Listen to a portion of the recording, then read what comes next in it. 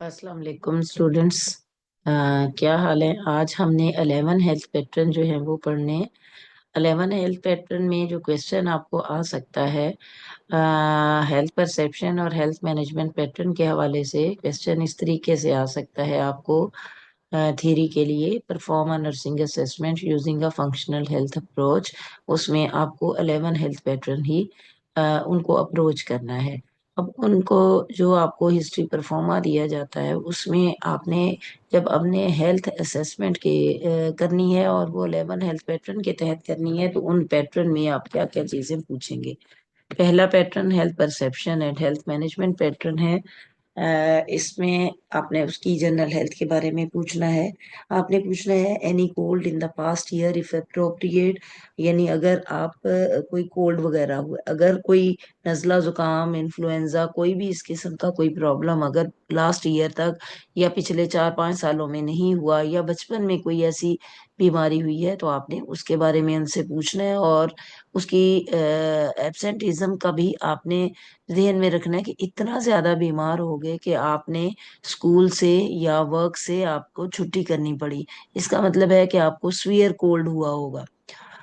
Most important things done to keep healthy. आप फिर अपनी हेल्थ को मेंटेन करने के लिए कौन कौन सी चीजें, कौन कौन सी रेमेडीज यूज करते हैं, कौन कौन से मेथड यूज करते हैं, क्या खाते हैं, क्या पीते हैं। आपने इन चीजों का भी आपने हेल्थ परसेप्शन और हेल्थ मैनेजमेंट पैटर्न में ही पूछना है। फिर इसके अलावा आप पूछेंगे इसी पैटर्न के अंडर ब्रेस्ट सेल्फ एग्जामिनेशन क्या वो खुद करती है नहीं करती, या उसको किसी ने बताया है। कोई सिगरेट मेल है या फीमेल है तो आप सिगरेट के बारे में, या कोई ड्रग्स वो कोई ले रहे हैं, कोई उन्हें बीमारी है तो वो उसके लिए कोई मेडिकेशन वगैरह यूज कर रहे हैं, तो ये भी आपने हेल्थ परसेप्शन और हेल्थ मैनेजमेंट पैटर्न में ही पूछ लेना है। फिर कोई एक्सीडेंट हुआ है नहीं हुआ, कोई होम में जैसे घर के अंदर कोई बर्न हो जाता है, कोई कट लग जाते हैं, कोई इतनी मेजर वाले यानी छोटी मोटी बातें नहीं पूछनी। कोई बड़ा एक्सीडेंट जैसे आग लग गई थी, चूल्हा फट गया था, या कहीं से आप गिर गए, या कोई इलेक्ट्रिक शॉक लग गया होम में, वर्क प्लेस में, या कोई ड्राइविंग करते हुए कोई ऐसा एक्सीडेंट हो गया, या कहीं से आप गिरे थे, तो ये वाली हिस्ट्री भी पूछनी है। इससे हमें पेशेंट की उसकी जनरल हेल्थ के बारे में और उसके जो लाइफस्टाइल है उसके बारे में पता चल जाएगा। In the past easy to find ways to follow suggestions of doctor और नर्सेज। आपने पूछना है कि अगर कोई बीमारी हुई तो आपको कौन कौन से वेज बताए गए थे और आपने कैसे वो वेज ढूंढे। या जैसे बर्न हो गया तो आप कहाँ पे गए थे, क्या किसी डॉक्टर के पास गए, किसी छोटे मोटे क्लिनिक पे गए, या किसी टर्शरी इंस्टीट्यूशन में गए, या कहीं गए ही नहीं, या खुद से घर में पट्टियां वगैरह कर ली और होम रेमेडीज यूज की। आपने ये सारे क्वेश्चन करते हैं, यानी हमें उसकी हेल्थ की परसेप्शन और वो अपनी हेल्थ को कैसे मैनेज करता है, हमें ये चीजें पता चलती हैं। अच्छा, if appropriate what you think caused this illness. फिर जिस बीमारी के साथ पेशेंट आया है आप पूछेंगे कि आपके जहन में क्या बात है, कौन सी चीज की वजह से, या कौन सी आदत की वजह से, या कौन सी ऐसी कॉज है आप समझती हैं जिसकी वजह से आप बीमार हुए हैं। फिर आपने उसके लिए एक्शन टेकन। जब आपको सिम्टम्स आए, कोई बीमारी का पता चला, तो फिर आपने क्या किया, फिर उसका नतीजा भी क्या निकला, और अब आप यहाँ पे हैं। ठीक है, what is the important to you while you are hair.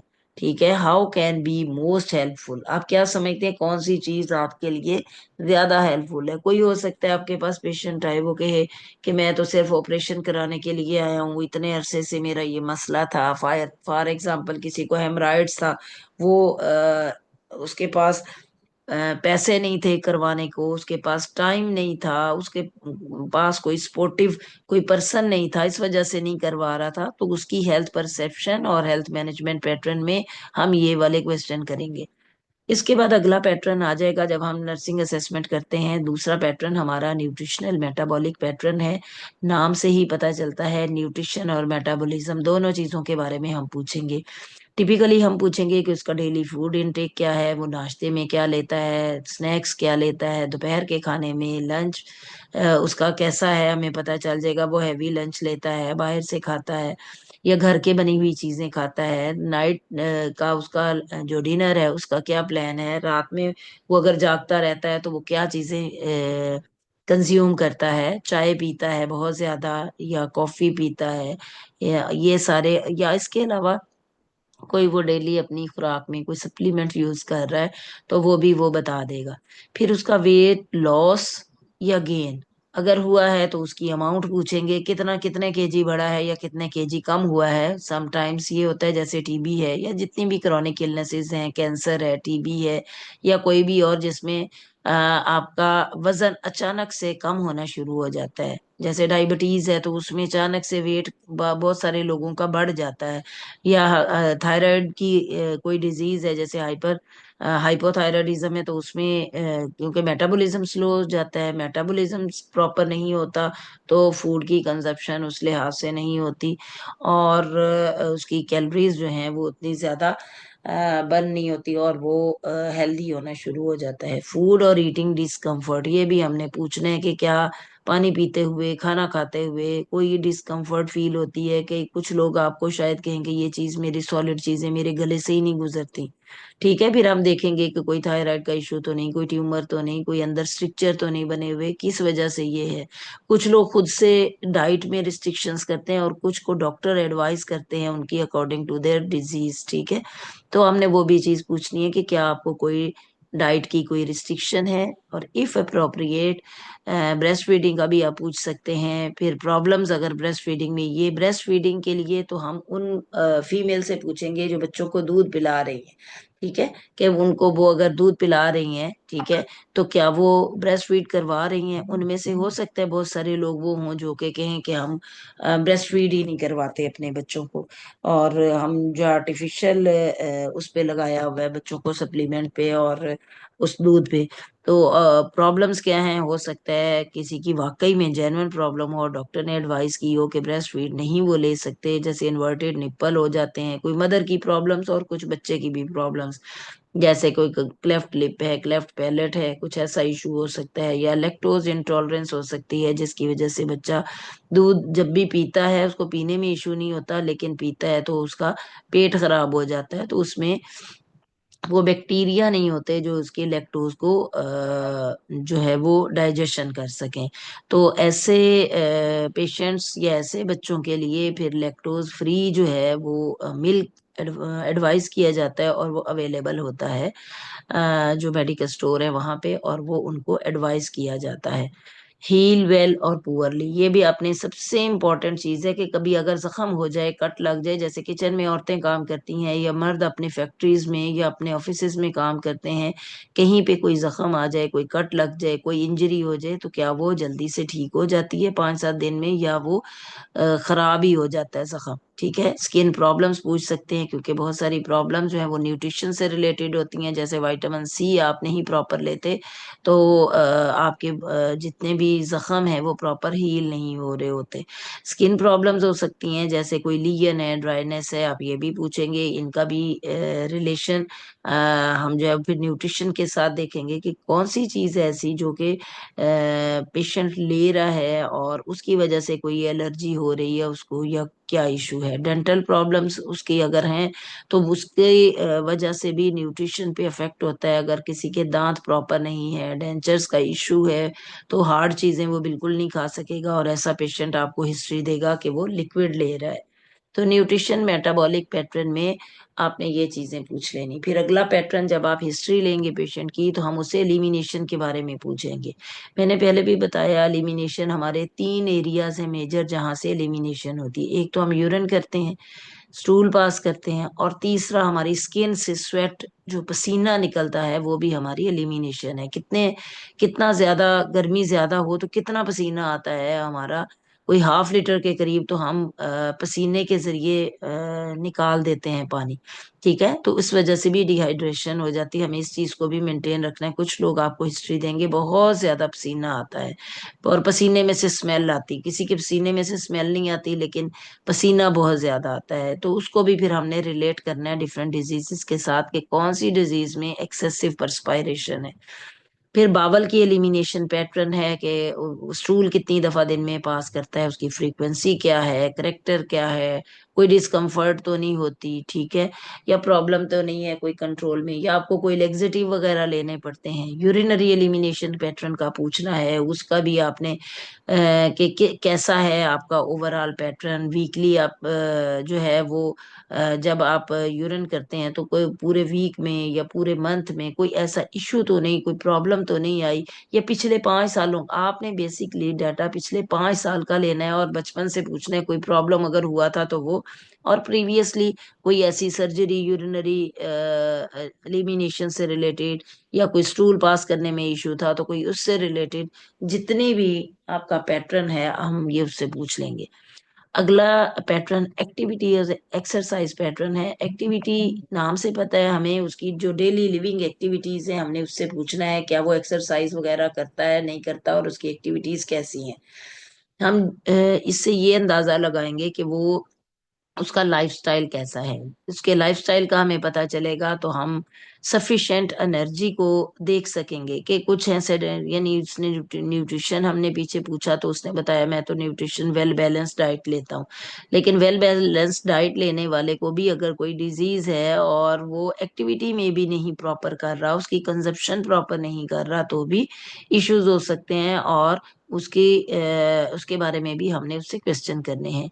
Exercise अगर वो करता है तो आपने उससे पूछना है किस टाइप की एक्सरसाइज करता है, हल्की फुल्की एक्सरसाइज, वॉक करता है 30 मिनट की, या वो उसने कोई घर में कोई ऐसे इंस्ट्रूमेंटल कोई एक्सरसाइज के लिए उसने रखा हुआ है, उसकी वजह से वो एक्सरसाइज करता है, या अपने फ्रेंड के साथ कहीं वो वॉक के लिए शाम में या सुबह में निकल जाता है, रेगुलर करता है, या कभी कभार जैसे महीने में हफ्ते में या कोई फ्रेंड आ गया तब वो वॉक के लिए चला गया। आपने उससे पैटर्न पूछना है, इससे हमें उसकी जो पंक्चुअलिटी का पता चलेगा कि वो रेगुलर कर रहा है या नहीं कर रहा।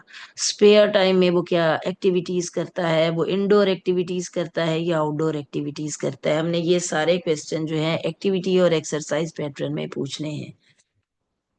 इसके बाद अगला जो हमारा पैटर्न है वो है स्लीप और रेस्ट पैटर्न। जो स्लीप और रेस्ट पैटर्न, नाम से बस आप फोकस किया करें कि ये कौन सा नेम है और इसमें कौन सा पैटर्न यूज किया जाता है। इसमें हमने उसकी स्लीप के बारे में पता करना है कि वो डेली उसका सोने का क्या स्टाइल है, रात को वो कितने बजे सोता है, सुबह कितने बजे उठता है, और उसको नींद जो है वो कैसी आती है, क्या अचानक से उसकी आंख खुल जाती है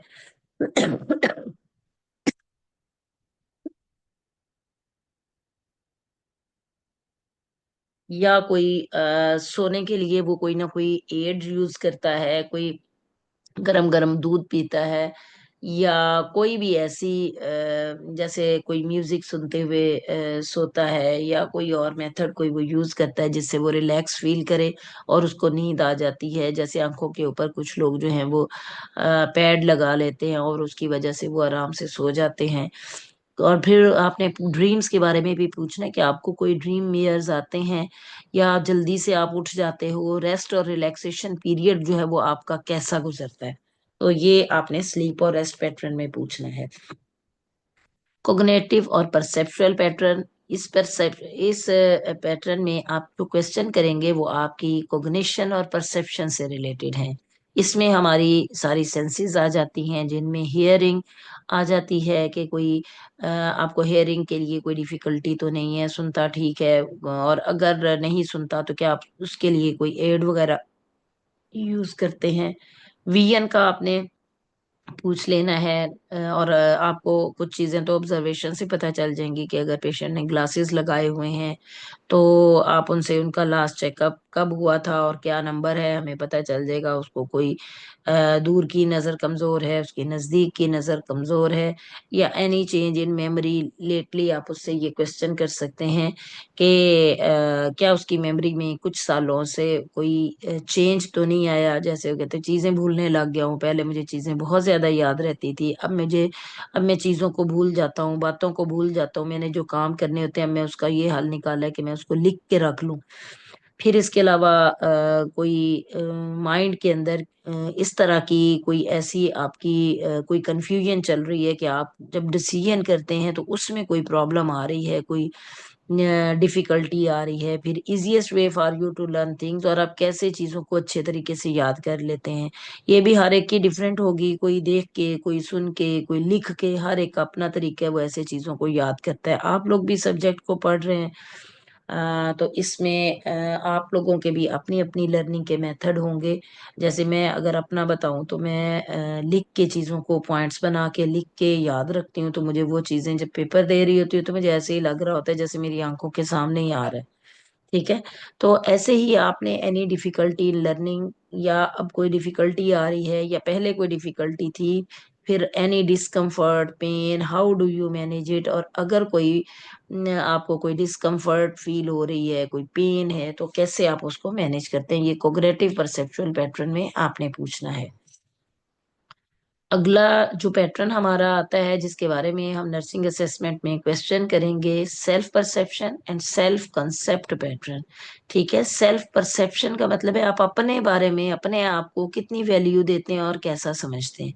और सेल्फ कंसेप्ट का मतलब अपने बारे में क्या कॉन्सेप्ट है। How would you describe your self, अपने आप को आप कैसे डिस्क्राइब करेंगे। तो हर बंदा डिफरेंट तरह से अपने आप को डिस्क्राइब करेगा। कोई अपने आप को बहुत वैल्यू देगा कि मेरी जात मेरे लिए बहुत इंपॉर्टेंट है, और मैं अपने लिए बहुत सारे काम जो है मैं सिर्फ अपने अपनी सेटिस्फेक्शन के लिए करता हूँ। Most of the time do you feel good, not so good about your self. तो ये जो है ये आपने पेशेंट से पूछना है। कुछ कहेंगे मैं इतना ज्यादा लीनियट हूँ कि मैं समटाइम्स बहुत ज्यादा लीनियट हो जाता हूँ लोगों के साथ, तो जिसकी वजह से बहुत सारे इश्यूज मेरी जिंदगी में आते हैं। यानी मेरी आदत है कि मैं लोगों के काम आऊं। यानी डिफरेंट डिफरेंट आपको इसके जो है आंसर्स मिलेंगे। चेंजेस इन योर बॉडी और things you can do, are these problematic for you. आपके बॉडी में कोई चीज, कोई चेंजेस वगैरह आई हैं, या कोई ऐसा काम जो आप अपने लिए करते हो और उसके लिए कोई प्रॉब्लम आ रही है, आप ये भी चीजें उनसे पूछेंगे। Changes in way you feel about your self on your body since illness started. फिर आपने ये भी पूछना है कि आपको कैसे लगा कि आपकी बॉडी के अंदर कोई चेंज आ रहा है, कोई डिजीज पैदा हो रही है, या कोई भी ऐसा कोई इश्यूज आ रहा है। तो वो भी आपने बीमारी से पहले की सारा कुछ पूछना है कि पहले आप बिल्कुल हेल्दी थे और क्या होना शुरू हुआ कि आपको लगा कि आपकी बीमारी स्टार्ट हो गई है। Find things frequently make you angry, और कौन सी बातें, कौन सी चीजें ऐसी हैं जिसकी वजह से आपको गुस्सा आ जाता है। कुछ को कोई बंदे इरिटेट करते हैं तो गुस्सा आता है, और कुछ जितना मर्जी कोई इरिटेट करे बिल्कुल कूल काम रहते हैं। आपने ये भी पूछना है पेशेंट से, आप कभी अनॉयड रहते हैं, फियरफुल हैं, कोई एंशियस है, डिप्रेशन है, कोई भी ऐसी प्रॉब्लम जो मेंटल से रिलेटेड है, और आप उसके लिए फिर क्या करते हैं, व्हाट हेल्प्स, कौन सी चीज आपको हेल्प करती है। Ever feel you lose hope, और कभी ऐसा हुआ कि आपको लगे कि अब कुछ नहीं हो सकता, बस यही लास्ट था। यानी आप अपनी होप जो है उसको लूज कभी आपने करते हुए फील किया है। Not able to control things in life and what helps, और कभी आपको ऐसा लगा कि आप आपकी जिंदगी में जो कुछ हो रहा है आप उसको कंट्रोल नहीं कर सकते और बिल्कुल मायूस हो गए हैं, और फिर किस बात ने, किस बंदे ने, किस चीज ने आपको उस सिचुएशन से निकलने में हेल्प की। तो ये आपकी self perception and self concept pattern है। इसके बाद अगला पैटर्न हमारा आ जाता है role relationship pattern. Role relationship pattern में हम उसका रोल क्या है, यानी फैमिली में क्या वो हेड ऑफ द फैमिली काम कर रहा है या एज अ मेंबर है, और उसका फिर रिलेशन कैसा है अपनी फैमिली मेंबर्स के साथ, अपने कुलीग्स के साथ, अपने नेबर्स के साथ, अपने बच्चे हैं तो बच्चों के साथ। तो आपने सारा रोल रिलेशनशिप के रिलेटेड क्वेश्चन करने हैं। इसी में आप इको मैप बनाएंगे। इको मैप जो है वो बेसिकली आपको वो भी सिखाया जाएगा कि कैसे इको मैप बनाते हैं। लाइव अलोन आपने पूछना है कि आप अकेले रहते हैं, फैमिली के साथ रहते हैं, फैमिली का क्या स्ट्रक्चर है। फैमिली का डिफरेंट स्ट्रक्चर हो सकता है। फिर फैमिली सिर्फ मियाँ बीवी और उनके बच्चे रह सकते हैं, ये ऐसी फैमिली भी हो सकती है, न्यूक्लियर फैमिली।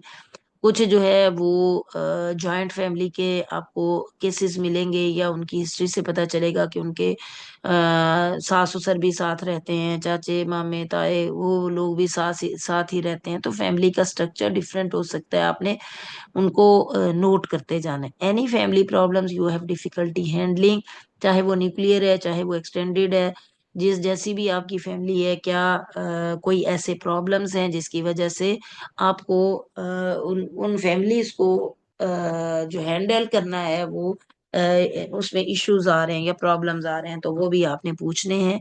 फिर family depend on you for things, कौन कौन से काम आपके जिम्मे हैं जो आपने फैमिली के लिए करने होते हैं, और फैमिली आप पर डिपेंडेंट है। और आप इन सारी चीजों को हाउ आर यू मैनेजिंग, आप कैसे मैनेज कर रहे हो। If appropriate, how do family और other feel about your illness और हॉस्पिटलाइजेशन। अब आपने ये भी उससे पूछना है कि आप अगर फॉर एग्जाम्पल अगर आप हेड ऑफ द फैमिली हैं, तो हो सकता है बहुत सारे लोग ये सोच रहे हो अब ये तो बिस्तर पे पड़ गए, तो अब हमारा क्या होगा, हमारे खर्चे कौन पूरे करेगा। या अगर आप किसी को लिफ्ट देते थे, उसको लेके जाते थे, छोड़ के आते थे, अब इसको कौन छोड़ के आएगा। तो आपने उस बंदे से पूछने, आपके बीमार होने पे, आपके हॉस्पिटलाइजेशन के इस वक्त में आपके फैमिली मेंबर्स और दूसरे क्या फील कर रहे हैं, क्या वो बहुत ज्यादा आप पर डिपेंडेंट थे, या वो लोग जो हैं वो इसको इजीली मैनेज कर रहे हैं। अगली जो असेसमेंट के दौरान हमारा जो नेक्स्ट पैटर्न है वो है कोपिंग स्ट्रेस टॉलरेंस पैटर्न। हमारा कोपिंग मैकेनिज्म कैसा है, अगर स्ट्रेस होता है तो हम कैसे उसको मैनेज करते हैं। आपने ये उनसे पेशेंट से पूछना है, any big changes in your life in the last year और टू। क्राइसिस कोई अगर आए हैं, जैसे कोई सोशल कोई क्राइसिस, किसी की डेथ हो गई, कोई आपकी जॉब चली गई, या कोई भी किसी किस्म का क्राइसिस अगर आपके लाइफ में लास्ट 2 इयर्स में है, तो हो सकता है वो क्राइसिस जो है उसका भी इफेक्ट आपकी इलनेस पे पड़ा हो, या उसकी वजह से ही आप स्ट्रेस में आए और उसकी वजह आप कंट्रोल नहीं कर पाए, और बीमारी जो है, जो आपकी डिजीज है, उसमें उसकी कंट्रीब्यूशन हो।